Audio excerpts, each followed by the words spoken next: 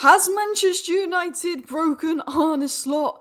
He's making more comments about Manchester United. He complained that we changed our striker just before the game and he was expecting Sesko to start after the match. He's complaining about Manchester United's long balls despite Liverpool actually playing more long balls in the match.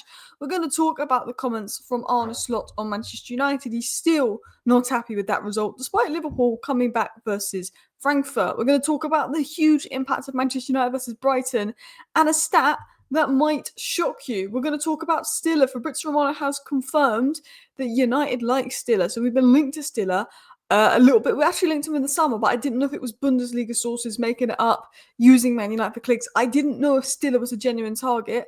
But Romano has confirmed that Stiller has been greenlighted. He is a genuine target. We're going to talk about the latest on Angelo Stiller, if I think we'll get him, the situation, what he will do. We're going to talk about the latest on Marcus Rashford and his transfer latest, and the money we could get for him, the money we could get for Greenwood, potentially money we could get for Xerxes as well, with him set to leave Manchester United. So, hello, and welcome back to Alice Talks Football, and welcome back to your 10-minute Manchester United news, transfer news, and update roundup show, where we're going to round up all the latest Manchester United news into a 10-minute video for you guys. If you do enjoy today's video, feel free to hit that like button, and you're welcome to subscribe if you're new.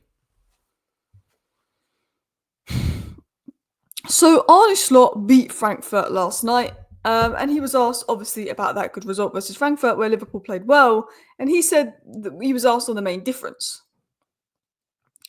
In the last 4 or 5 games we've played, we were not able to press the opponent. For example, Man United, because the ball wasn't on the ground, it was in the air. He is getting annoyed that we were playing long ball, because we were playing long ball. Lamons was kicking it in the air every time. And that was a good tactical approach by Amorim. I did a whole video on it yesterday about how Amorim changed his tactics versus Liverpool, because the Liverpool press was going to get us badly, and Lamons allowed us to go long. And I did a whole video about the tactical change. But this is the funny thing about it. Long balls from the Man United Liverpool game. Liverpool had 29 accurate long balls. We had 19. Okay, maybe more of ours was in the air and they had more possession, so they're going to have more long balls. But he was complaining about Man United playing long balls. Well, the reason we played long balls is because we know that we can't outplay you on the ground. We know that your pressing will suffocate us. We can't outplay you on the ground.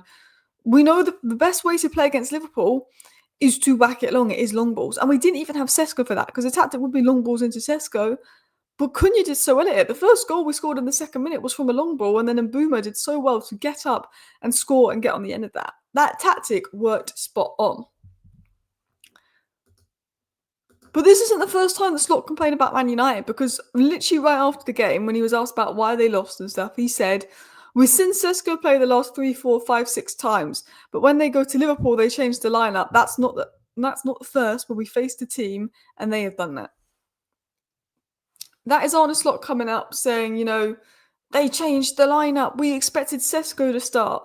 Well, yeah, Frankfurt might have expected Salah to start. I would have expected Salah to start, and Salah didn't start.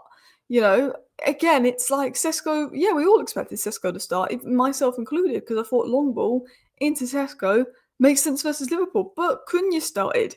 So he wasn't very happy that Sesko started. He wasn't very happy that we're winning the long balls.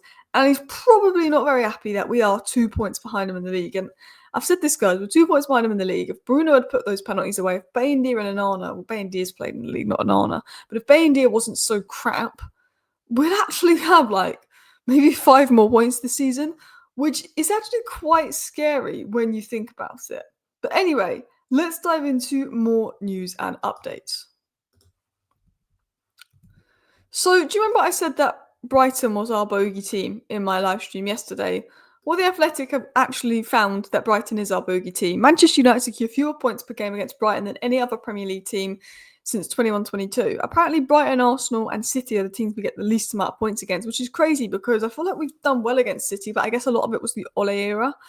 So Brighton is probably our bogey team. Newcastle's up there. I told you Palace is up there as well. I said the Palaces, the Bournemouths and the Brightons are the biggest tests. And this shows here that the biggest test is the Bournemouths, the Palaces, the Brightons, the Newcastles. But you've got to put Liverpool, City obviously up there with Arsenal. Spurs is a huge test. The other teams we seem to do quite well against. But yeah, that shows a lot that Brighton is that team. If we, it sounds crazy, But if we get a win versus Brighton, I almost feel like, okay, maybe we're going somewhere here. Maybe we're going somewhere here because we never beat Brighton. I'm waiting for our annual 3-1 loss to Brighton. I think Brighton's a huge test. We've got Crystal Palace not long after. I mean, let me what are our next few fixtures?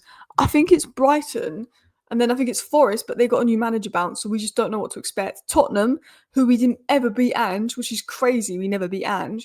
Brighton, Forest, Tottenham, Everton, we should win. Then Palace. You know, that is a test. You've got Bournemouth later on in December, Newcastle again in December. Like, we're going to have players at AFCON for Villa, Newcastle, Wolves, and Leeds. Hopefully, they're back for the Burnley and City game. Hopefully, back for the Arsenal game. But it's going to be a tough few fixtures. So, we've got to get that result versus Brighton. So, I want to talk about the news on Angelo Stiller. Now, many sources have linked us to Angelo Stiller over the last few days, but I've always just sort of been wary of it and taken it with a pinch of salt. I wasn't sure if we're actually in for him, but Romano has confirmed that he's green-lighted transfer target.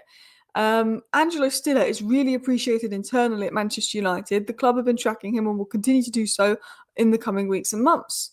So that's quite positive news in itself that we're actually looking at Angelo Stiller. We're continuing to track him. We're continuing to do this. I think that's quite positive because for me, even if we don't sign Angelo Stiller, it's good to see we're looking at the right kind of targets. We're not looking at the Agate type players, the Palhinha type players. We're looking at players that are very good on the ball. We're looking at the Whartons. We're looking at the Andersons. We're looking at the Stillers. We're looking at the Blabers. The midfielders that United have looked at in the past, sometimes I'm like, why are you looking at him? Why are you looking at him? You know, Edison for me wasn't for me. If we're going to look at a midfielder over in the Serie A, Manu Kone, Angelo Stiller, Baleba, Wharton, Anderson, the midfielders being linked to Manchester United are the right names. So even if we don't sign these players, because I think it's going to be hard to sign a lot of these players, a lot of top teams need midfielders, at least I can have that confidence of, okay, but at least Man United are looking at the right kind of targets. And as I've always said with Angelo Stiller, he's a very good player, very good on the ball. I mean, there's questions around his physicality, you know, how could he adapt to the Premier League? But he's a player that's really good on the ball, building up. And under Amorim, we're having to go long balls or build up out wide because we can't build up centrally because we don't have those players on the ball centrally and build up. So he's the kind of player we need. In terms of other news stories, it was said the feeling internally at Barcelona is that if Rashford continues with good performances and perfect attitude, he will have a very good chance at continuing at the club beyond this season, was said by Romano. I mean, Rashford is doing phenomenally well. He's got more goal contributions than Rafinha and Yamal this season.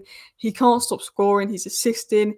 He's playing well. He's playing with confidence. I mean, the option to buy Rashford is 26 million. There was one report saying that Barcelona want to see if they can get Rashford cheaper than his 26 million option to buy, which is just taking the mick at this rate because I feel like he's worth 50 million pounds and you've got a very good deal. But yeah, the feeling internally is that, you know, Barcelona are going to buy Rashford. We've got a few updates coming in on Mason Greenwood from Graham Bailey saying that United have an eye on Greenwood and are very happy that he's doing well. They're keeping tabs and hearing things and realise they could get a nice bonus next year. I'm told that's how they see it. They're not looking at, you know, getting Greenwood back or anything like that. And they're not banking on getting any money from Greenwood. But, you know, Marseille might want to cash in on Greenwood next year. There's a lot of big clubs interested in Greenwood. He's scoring a lot of goals. He got 4 goals in their last game. Let me Google his stats. But as you know, United have a 50% sell-on clause on Greenwood's profit. He's got a goal and assist in the Champions League.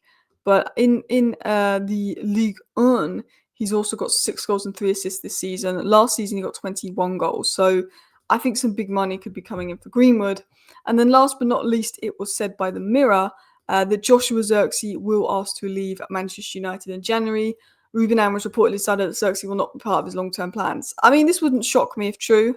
I think Maino won't be allowed to leave, but something tells me if someone is allowed to leave, it probably would be Zirkzee because with Maino, I just can't understand how he's not getting in because we've literally got Agate, Casemiro and Bruno as our other options.